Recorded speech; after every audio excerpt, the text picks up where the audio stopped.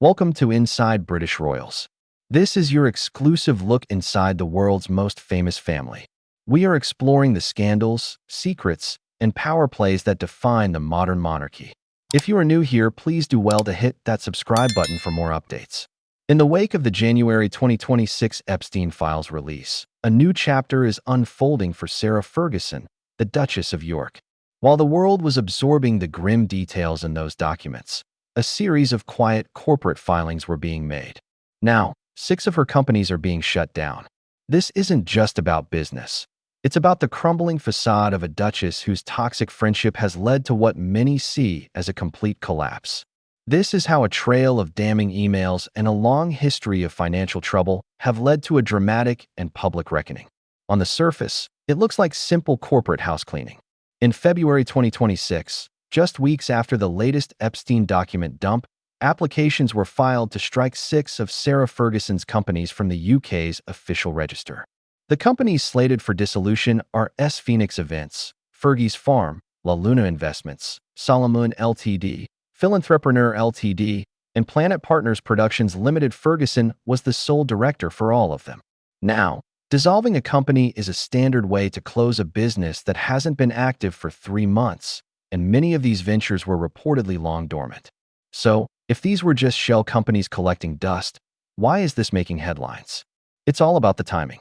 The applications to dissolve these companies were filed right after the Epstein files threw Ferguson's name back into the news for all the wrong reasons. That timing transforms a routine bit of corporate tidying into what looks like a desperate move to wipe the slate clean as her reputation implodes.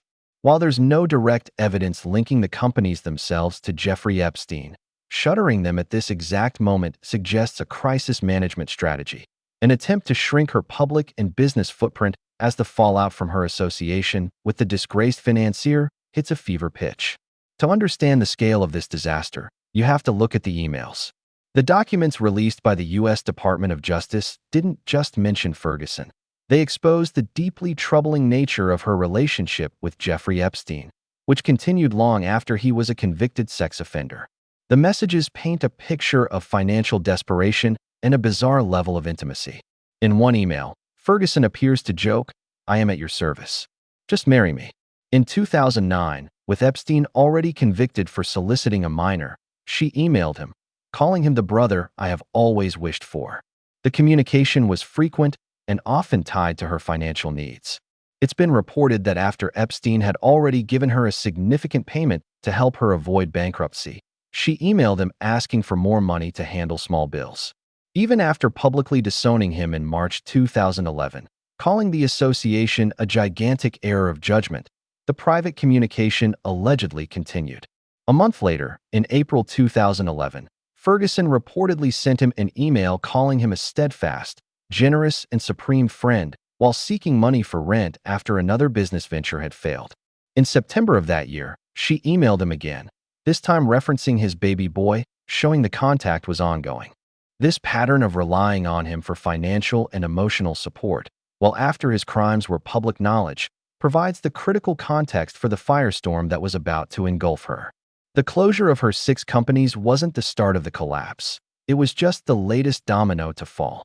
The real implosion of her public life began immediately after the January 2026 document release. The email revelations triggered a mass exodus from her charitable patronages. The backlash was swift and brutal. 7 major charities quickly severed their ties with her. The list included Julia's House, the Teenage Cancer Trust, Prevent Breast Cancer, and the Natasha Allergy Research Foundation. These organizations, built on public trust, simply couldn't afford the association any longer. Then, in February 2026, came the final blow. Sarah's Trust, the charity she founded herself, announced it was closing for the foreseeable future. A spokesperson tried to downplay the timing, claiming the closure had been under discussion for some months. But coming just days after the document release, that statement did little to change the perception that the Epstein revelations were the final nail in the coffin. The closure marked the effective end of her public life as a philanthropist, a role she had cultivated for decades. This catastrophic fallout didn't happen in a vacuum. Sarah Ferguson's relationship with Jeffrey Epstein was, in many ways, the result of a lifetime of financial desperation. Her history is filled with stories of debt, lavish spending, and failed business ventures that created a vulnerability a predator like Epstein could exploit. Her financial struggles were public knowledge for years.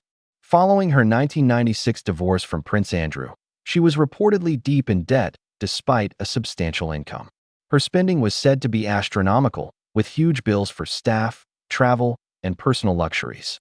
Over the years, she launched a series of ventures to stay afloat. She was a spokesperson for Weight Watchers and wrote children's books, but the underlying money problems never went away. One of her American companies, Hartmore, folded with significant debts. By 2010, she was reportedly on the brink of bankruptcy, a situation that led directly to the infamous Cash for Access scandal, where she was caught on camera accepting money from an undercover reporter for a promised introduction to Prince Andrew. It was during this period of intense financial pressure that her reliance on Jeffrey Epstein deepened. The money he gave her was explicitly to help her avoid bankruptcy. Her emails reveal a woman constantly on the edge, pitching ideas and admitting her financial stress. This decades-long pattern of financial instability is the foundation upon which her disastrous association with Epstein was built. The shuttering of Sarah Ferguson's 6 companies is more than just a business headline. It's a symbol of a total reputational collapse.